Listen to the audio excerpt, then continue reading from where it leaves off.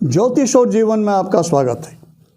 श्री गुरु चरणों में नमन कर श्री गणेश की वंदना करता हूँ। आज हम चर्चा करते हैं जप की मालाओं के ऊपर, जिस माला पर हम अपने इष्ट देव का मंत्र का जप करते हैं, उस माला के विषय में। सामान्य रूप से हमारे विचार में, हमारे मस्तिष्क में एक प्रश्न पैदा होना चाहिए कि माला की जो जप की संख्या है, इसमें जो मोतियों की संख्या है वो 108 ही क्यों? शुभ अंक तो 101 भी है, 111 भी है, 121 भी है, लेकिन माला में 108 ही मोती होते हैं। वो सुमेरु वो अलग होता है, 108 के अतिरिक्त होता है, वो 109वां मंत्र मोती होता है। मूल रूप से जो दाने जिन पर जप किया जाता है वो पूरे 108 होते हैं। तो 108 ही क्यों? क्या 108 के अतिरिक्त भी कोई और संख्या है जो जप की मालाओं में रखी जा सकती है? हमारे इस सौर मंडल का जो पूरा ये वृत्त है, इसमें 360 अंश हैं। 360 जीरो का कोई मान नहीं, तो 3 और 6 9। इस 360 इसके 2 भाग करते हैं, ऊपर उत्तर और नीचे दक्षिण। तो एक भाग सामने, ठीक सामने जो अंश आते हैं वो आता है 180। जीरो का कोई मान नहीं, 1 और 8 9। बीच में से उसके 2 भाग करते हैं, एक तरफ दिशा बनती है पूर्व, एक तरफ पश्चिम। तो वो डिग्री बनती है, जो अंश वो बनते हैं 90 डिग्री का कोण बनता है। तो जीरो का कोई मान नहीं, 9। उसको बीच में से फिर 2 भाग करते हैं, तो कोण बनते हैं 4, ईशान, आग्नेय, नैऋत्य और वायव्य। तो डिग्री बनती है 45, 4 और 5 9। उसको यदि फिर बीच में से काटते हैं तो 22.5, 22.5, 2 और 2 4 और 5 9। ये पूरा जो वृत्त है ये 12 राशियों में विभाजित है, और एक राशि में 30 अंश होते हैं। 12 और 30 360, 6 और 3 9। कुल 27 नक्षत्रों में विभाजित है। एक नक्षत्र में 4 चरण होते हैं, 27 चौक 108, 1 और 8 9। 9 का अंक ज्योतिष में, 9 के अंक का जो अंक ज्योतिष है उसमें स्वामी माने गया है मंगल देव को।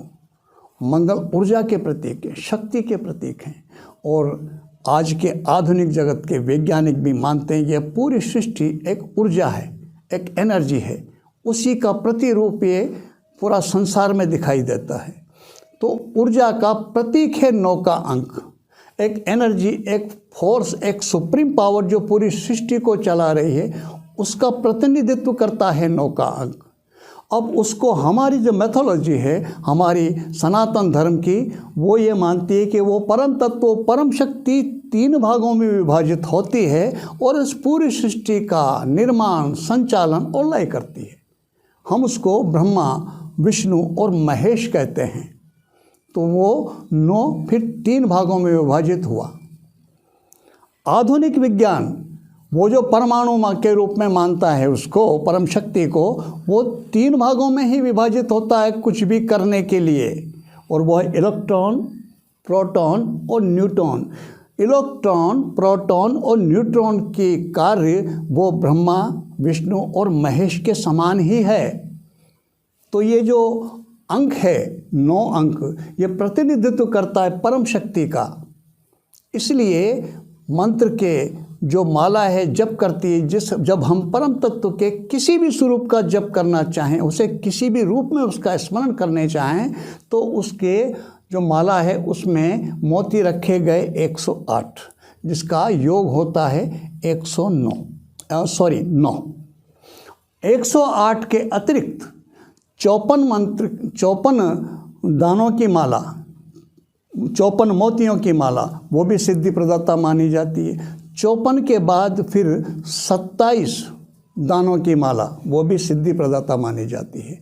तो मंत्र जाप में 27, 54 और 108 इन दानों की माला हो सकती है। वो सुमेरु इनके अतिरिक्त होता है, जिसके बाद से जप शुरू होता है और उसके पहले जिसका जप, मंत्र का जप पूर्ण होता है। ये इस तरह से विधान है इस संख्या का। अब विचार करते हैं कि माला को जप करने से पहले, ग्रहण करने से पहले क्या कोई उसका विधान है। वैसे तो उसका बहुत विस्तृत विधान है, लेकिन सामान्य रूप से हमारे जो उपयोगी हो सकता है उसी की चर्चा करता हूँ। एक छोटा सा मंत्र है, ओंग ऐंग ह्रीं क्लीं अक्षमालायै नमः। हम जिस भी माला पर जप करना चाहते हैं उसे लाएं, उसे गंगा जल से स्नान करा के श्वेत वस्त्र से, स्वच्छ वस्त्र से पूछ करके ओंग ऐंग ह्रीं क्लीं अक्षमालायै नमः बोल करके हम उसको उन पे गंध तिलक करें, अक्षत चढ़ाएं, इसी मंत्र से नैवेद्य निवेदन करें और उसके बाद फिर उस मंत्र को, उस माला को जप के लिए ग्रहण करना चाहिए। एक बात। दूसरी बात, जप की माला को कभी भी गले में धारण नहीं करना चाहिए। सामान्य रूप से देखने में आया है कि उस माला को गले में पहन लेते हैं और उसी माला पर जब जरूरत पड़ती जप कर लेते। नहीं, जप हमेशा माल करने के बाद उस माला को बहुत सम्मान से गौमुखी में जो कपड़े की जो थैली होती है जिसमें हम रख कर के जप करते हैं उसी में रख कर के उसको रख देना चाहिए, उसे गले में धारण नहीं करना चाहिए। अब मालाएं किसकी हों, कैसी हों, थोड़ी इस पर चर्चा। रुद्राक्ष, भगवान शिव का नाम है रुद्र और अक्ष यानी आंसू। रुद्राक्ष साक्षात शिव का स्वरूप है। तो रुद्राक्ष की माला एक ऐसी माला है जिस पर किसी भी मंत्र का जप किया जा सकता है। भगवान शिव वो तंत्र के अधिष्ठाता देव माने गए हैं और जितने भी तंत्र हैं, तंत्र ग्रंथों का आप अध्ययन करें तो आप पाएंगे कि शिवा ने प्रश्न किया और भगवान शिव ने उसका उत्तर दिया। पार्वती ने प्रश्न किया और भगवान शिव ने उसका उत्तर दिया। जितने भी तंत्र हैं उनका वर्णन इसी प्रकार से है। तो माला जप करें, यह रुद्राक्ष की माला है, यह सुमेरु कहलाता है। 108 के अतिरिक्त है ये। तो माला जप में कभी भी इन 2 उंगलियों का प्रयोग नहीं होना चाहिए। माला हमेशा इस तरह पकड़ के और माला इस तरह घूमनी चाहिए। दूसरी बात, जब माला चलते हुए फिरते हुए ये सुमेरु आ जाए, यदि एक ही माला जप करनी है हमको तो यहीं करके सम्मान से माला रख देनी चाहिए। और एक से अधिक मालाओं का जप यदि करना हो तो इस सुमेरु का उल्लंघन नहीं किया जाता, इसको घुमा लेना चाहिए और जिससे 108 जिस पर पूरे हुए थे उसी से फिर एक शुरू हो जाएगा। ये माला जप का विधान है जिसे हमें आवश्यक रूप से इसका पालन करना चाहिए। कमलगट्टे की माला, दाना ही बड़ा होता है कमलगट्टे का, तो ये 27 दाने की माला, छोटी सी है, कुल 27 दाने हैं लेकिन दाना बड़ा है। और ये कमलगट्टे की 54 दाने की माला और ये कमलगट्टे की 108 दाने की माला। क्योंकि दाना बड़ा है इसका तो इसकी लंबाई भी बड़ी हो जाएगी। इस मंत्र कमलगट्टे की माला का प्रयोग किन मंत्रों में किया जाता है? लक्ष्मी मंत्र के लिए, लक्ष्मी प्राप्ति की कामना के लिए यदि किसी मंत्र का जप करना हो तो उसके लिए कमलगट्टे की माला बहुत उपयुक्त रहती है। रुद्राक्ष के मंत्र की माला, रुद्राक्ष पर हम किसी भी मंत्र का जप कर सकते हैं। सफ़ेद चंदन की माला, श्वेत चंदन की जो माला होती है इस पर ब्रह्म गायत्री का मंत्र, ब्रह्म गायत्री के जो उपासक हैं उनको श्वेत चंदन की माला पर उसका जप करना चाहिए। वैसे सूर्य के मंत्र के लिए लाल चंदन की माला बहुत उपयुक्त रहती है। सूर्य के किसी भी मंत्र का जप लाल चंदन की माला पर किया जाना चाहिए। चंद्र का मंत्र, चंद्रमा के मंत्र के लिए मोती की माला, ये मोती की माला चंद्र मंत्र के लिए बहुत उपयुक्त रहती है। गुरु मंत्र की माला, गुरु के बृहस्पति के मंत्र का जप और भगवती बगलामुखी पीताम्बरी के माँ पीताम्बरा के मंत्र के जप के लिए हल्दी की माला का प्रयोग करना चाहिए। शनिदेव के मंत्र और राहु का मंत्र, उसके लिए काले पत्थर की माला के काले पत्थर से बने हुए दानों की माला का प्रयोग किया जाना चाहिए। मंत्र जाप में इन विभिन्न मालाओं का प्रयोग इसलिए किया जाता है कि उस देवता के मंत्र का हम किसी कार्य विशेष के लिए, अपनी किसी विशेष कामना की पूर्ति के लिए अनुष्ठान यदि किसी देवता का कर रहे हैं तो फिर इन मालाओं का होना आवश्यक है। सामान्य रूप से हम उनकी उपासना करें तो इन मालाओं का होना जरूरी नहीं, लेकिन किसी कामना विशेष से कर रहे हैं फिर तो इन्हीं मालाओं का होना जरूरी आवश्यक है। सरस्वती की माला, सरस्वती की उपासना के लिए उसमें स्फटिक की माला का प्रयोग किया जाना चाहिए। स्फटिक यह भी एक तरह का पत्थर है, आप इसको हाथ में लेंगे, असली यदि है तो वजन महसूस होगा और नकली फाइबर कांच वगैरह की है तो हल्की महसूस होगी। तो ये मालाओं के प्रकार हैं जो हमें अपनी इष्ट देव की किसकी उपासना, किसकी साधना, किस उद्देश्य से कर रहे हैं, इसके लिए इन मालाओं को ग्रहण करना चाहिए। अब दूसरी बात, एक और विशेष जो हम उसको यदि प्रयोग में लेंगे तो हमारे लिए सहायक रहेगा थोड़ा, वो कमलगट्टे और एक हल्दी, ये दो मालाएं ऐसी हैं। कमलगट्टा साबुत बरसों रखा रहे उसका कुछ नहीं बिगड़ता, लेकिन छेद होने के बाद जब वो माला के रूप में होता है तो उसमें कीड़ा बहुत जल्दी लग जाता है। ऐसा ही हल्दी है, हल्दी की माला में भी, हल्दी भी बहुत कच्ची जात है, उसमें भी कीड़ा बहुत जल्दी लगता है। तो कमलगट्टे की माला का आप प्रयोग करते हैं, मिल जाती सामान्य रूप से वो बाज़ार में, हल्दी की माला भी मिल जाती, वो लाइए और उसको एक पात्र में गिलास वगैरह में रख करके और सरसों का तेल भर दीजिए उसमें, वो पूरी डूब जाए और 5-7 दिन उसको रखे रहने दीजिए। उसके बाद फिर निकालिए उसको कपड़े से पोंछ करके और फिर उसको प्रयोग करिए। वो सरसों का तेल में वो भीगने के कारण उसमें कीड़ा नहीं लगेगा।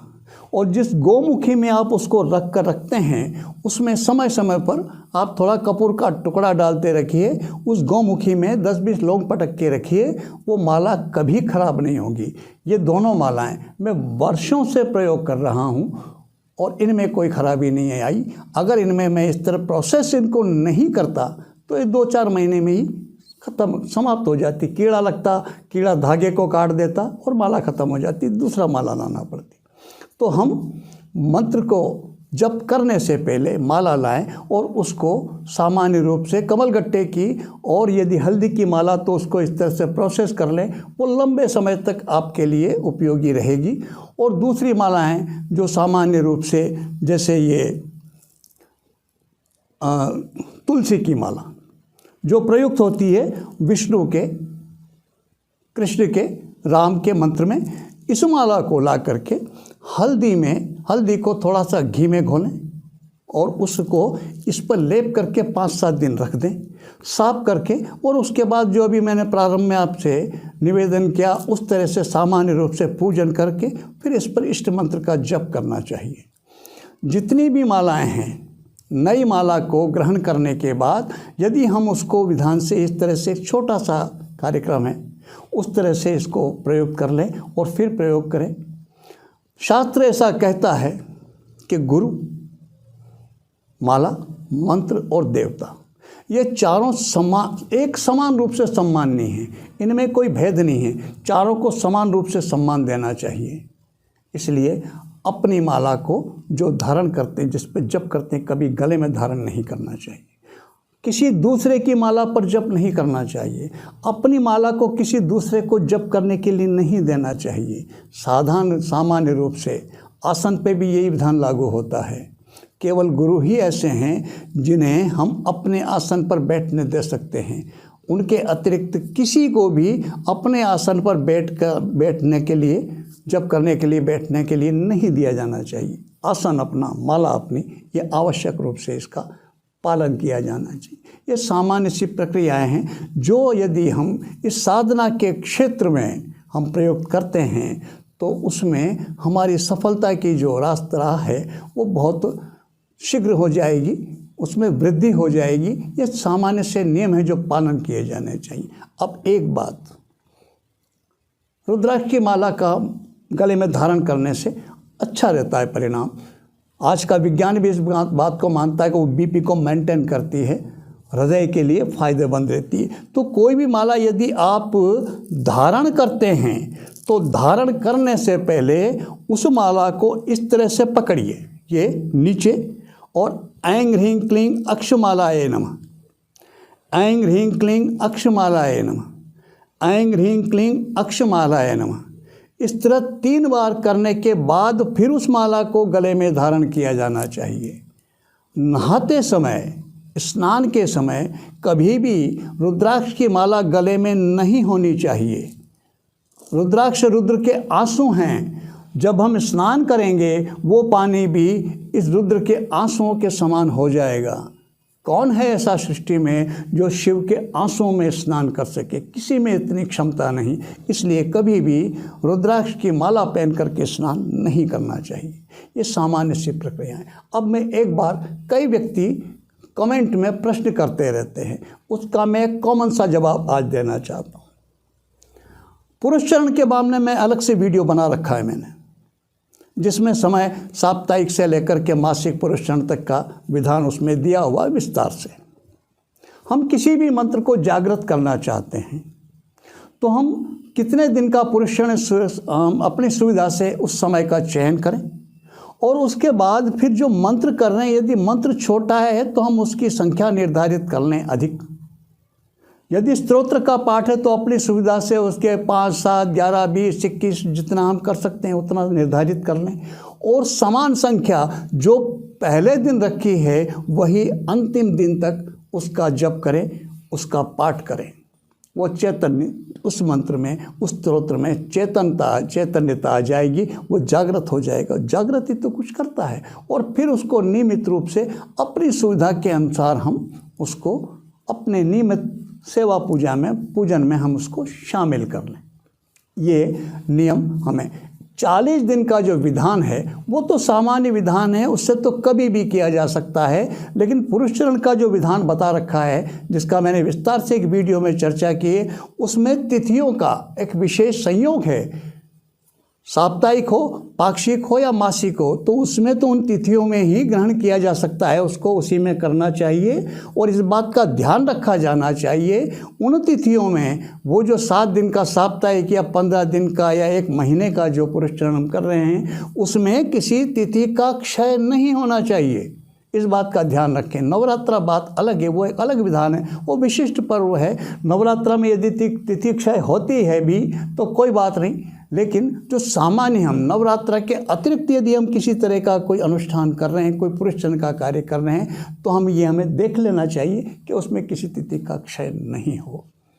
मालाओं के बारे में मैंने एक सामान्य सी जानकारी आपको प्रस्तुत की। वैसे मालाओं का विधान बहुत विस्तृत है, बहुत विधान जो हमें उसकी आवश्यकता नहीं।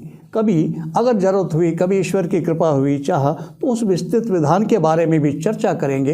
अभी तो सामान्य सी हमारी जो सांसारिक कितनी सी हमारी आवश्यकताएं हैं, वो सब इस सामान्य से इससे ही पूरी हो जाएंगी। इसी के साथ मैं आपको नमन करता हूँ। नमस्कार, प्रणाम।